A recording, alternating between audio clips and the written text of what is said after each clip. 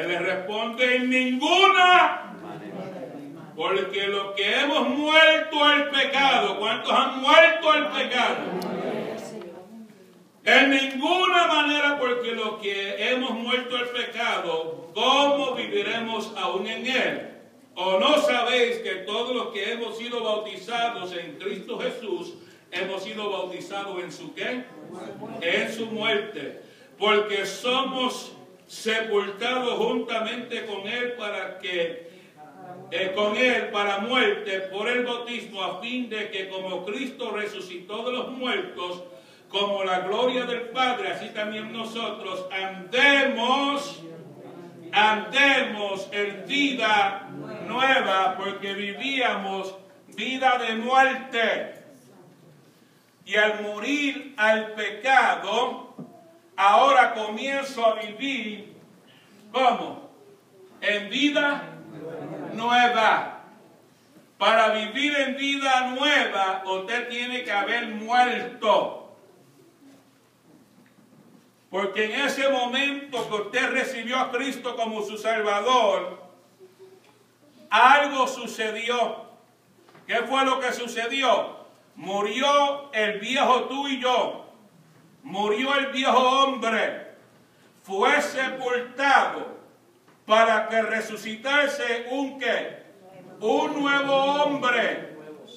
Morimos el pecado, morimos a la desobediencia, morimos a las tinieblas, fuimos sepultados, y en ese proceso de haber creído en Él, hubo un proceso, resultado del Espíritu Santo en nuestras vidas, y ahora hace que usted y yo hayamos vivido la experiencia del nuevo nacimiento.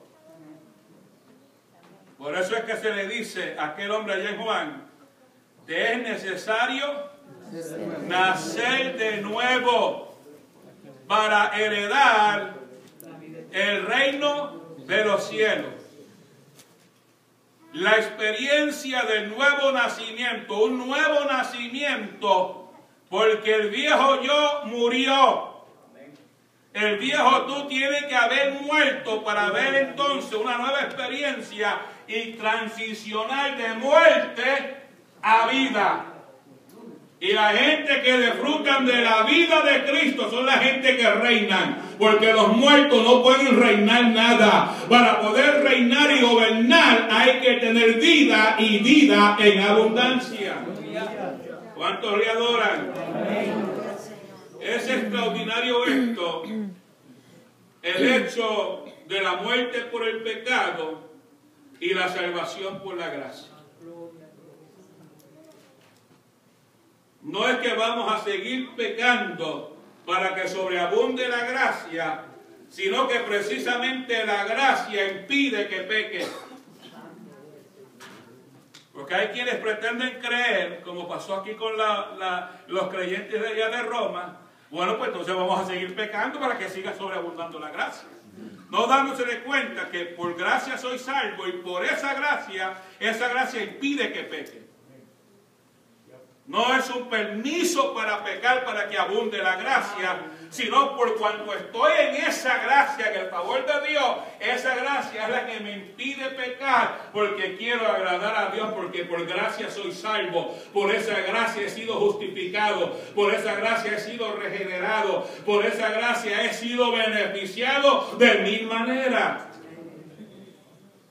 De mil maneras somos beneficiados por esa gracia.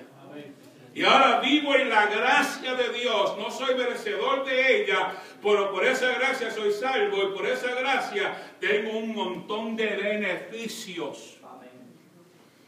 Beneficios por todos lados, no del seguro social. Beneficios eternos, beneficios espirituales, beneficios de prosperidad en alma, cuerpo y espíritu. Beneficios de salud, beneficios de restauración, beneficios de liberación, beneficios que encontramos en la Biblia, que es el resultado de esa vida de gracia en Cristo Jesús. El pecado no da eso. El pecado lo que da es muerte. El pecado lo que da es enfermedad. El pecado lo que da es dolor. El pecado lo que da es aflicción. Pero la gracia de Dios en nosotros da paz. La gracia de Dios da gozo. La gracia de Dios da prosperidad. La gracia de Dios te bendice. La gracia de Dios te hace libre. La gracia de Dios pone una alabanza en tu boca y en la mía. La gracia de Dios te da autoridad para que declares la palabra. Somos gente lleno de la gracia de Dios y esa gracia nos ayuda a vivir una vida prosperada y nos ayuda a reinar con autoridad para que cuando se levanta la tormenta en contra de su vida, la gracia de Dios provee la unción de Dios en su vida y la mía para decirle a los vientos, cálmate, detente. Para decirle al enfermo, ser sano. Decirle al paralítico, levántate y anda. Es por gracia, no por tus méritos. No porque el hombre lo hace, sino que la gracia, la misericordia de Dios en nuestras vidas hace posible que tú y yo reinemos en esta tierra desde los lugares celestiales. ¿Cuántos le adoran? Por lo tanto, la iglesia de hoy, ¿cuántos son iglesias aquí? Tenemos que gobernar, tenemos que reinar juntamente con Él, con esa gracia, sabiendo que lo dio Dios. Y dio Dios dones a los hombres. ¿Para qué? Para reinar aquí en la tierra. Dio dones de sanidad para sanar enfermos. ¿Sí o no? Dio dones de ciencia y sabiduría para edificar la iglesia. Dio don de profecía para que la iglesia sea edificada. Todos los dones, dones de milagros, don de fe. Porque para poder gobernar y reinar se necesitan dones. Y esos dones son los dones que Dios ha repartido y Dios dio dones a los hombres. ¿A qué hombre? A hombres resucitados. A hombres con la imagen y la semejanza de Él.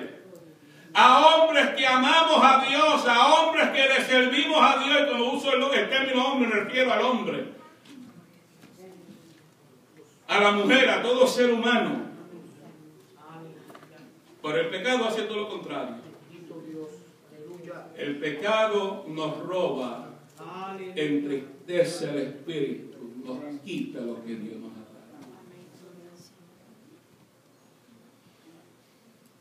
Ahora por esa gracia yo puedo servirle a Dios con libertad.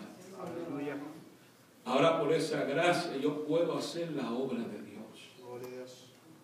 Porque esa gracia es reconociendo que no es por mí, es por Él. No es por nosotros, es por Él. Usándonos a nosotros para hacer la obra de Dios. Por su gracia. Porque no éramos merecedores de nada ni lo somos. Pero la gracia de Dios hace posible que usted y yo podamos ejecutar eficazmente el reino de Dios sobre la faz de la tierra, porque ahora andamos, ¿cómo te anda? Ahora andamos ¿cómo? Verso 4. Andamos en vida nueva, porque si fuimos plantados juntamente con Él en la semejanza de su muerte, así también lo seremos en la de su resurrección. Cuando Él resucitó con todo poder y con toda ¿qué? Gloria. De igual manera usted y yo hemos resucitado en Cristo Jesús con todo poder y gloria, sabiendo esto, que nuestro viejo hombre, el viejo tú y yo, el viejo, ese viejo tú, ese viejo yo, lo crucificamos.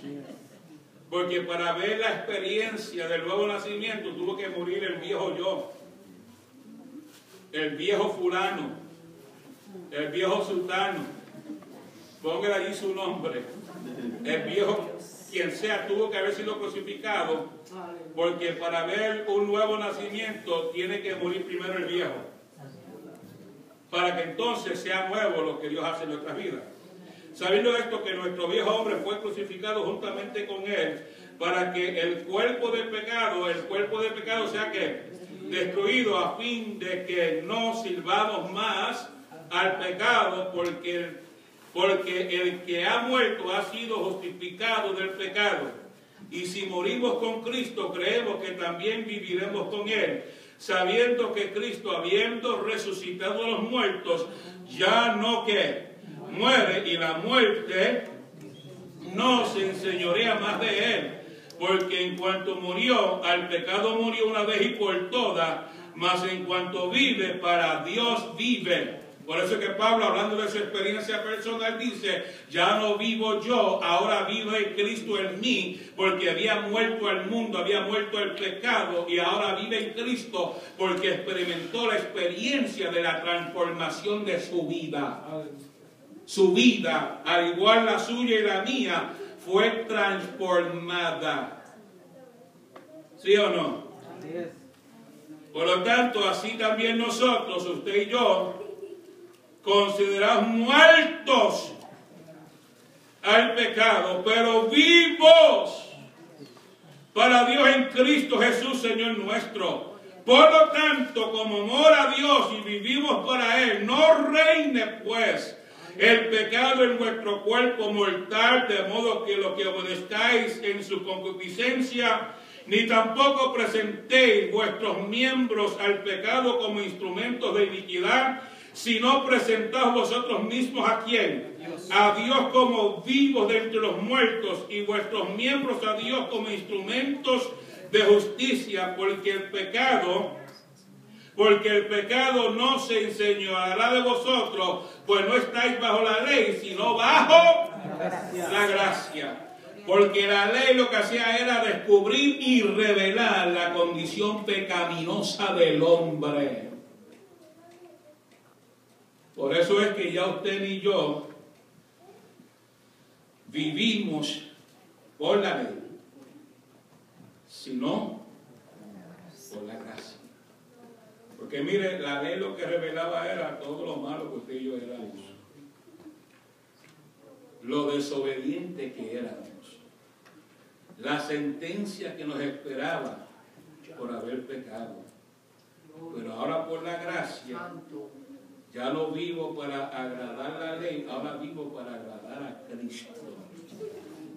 Porque la ley es la que me culpa de pecado. La gracia de Dios es la que me perdona de todo pecado. La ley es la que me sentencia y me condena, pero Cristo por la fe es el que me justifica, habiendo muerto ¿qué? Al pecado. Y cuando morí el pecado, morí una vez y por todas. Y de esta manera sujetamos este cuerpo suyo y mío carnal. ¿Hello? ¿O de qué es su cuerpo?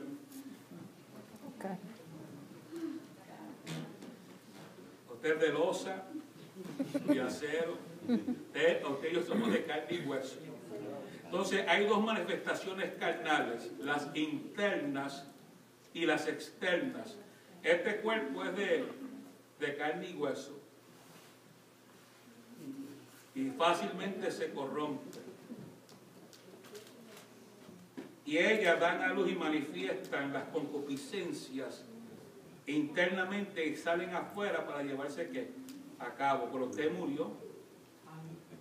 murió a las concupiscencias, usted murió al pecado. Entonces, como ahora mora el Espíritu de Dios en su vida y en la mía, usted sujeta el cuerpo, usted sujeta las pasiones. ¿Me está escuchando? Porque Dios te llamó a reinar. Y para tú poder reinar, tiene que comenzar reinando en sí mismo. Usted tiene que gobernar a su cuerpo, no el cuerpo a usted. Usted y yo gobernamos al cuerpo y sujetamos el cuerpo y la carne para que se mantenga crucificado y el viejo hombre sepultado. Y cada vez que el viejo hombre trata de resucitar, usted le declara esa palabra. La palabra de Dios para sujetar ese sentir carnal. Porque ahora estamos en ¿quién? En Cristo. Ahora, si no estamos en Cristo, no hay la capacidad de someter la carne.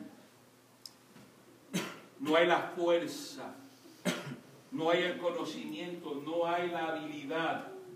Pero cuando está la palabra y está el Espíritu de Dios en nosotros, desde el momento que creíste, habiendo muerto el pecado, ya no se enseñorea sobre vosotros el pecado.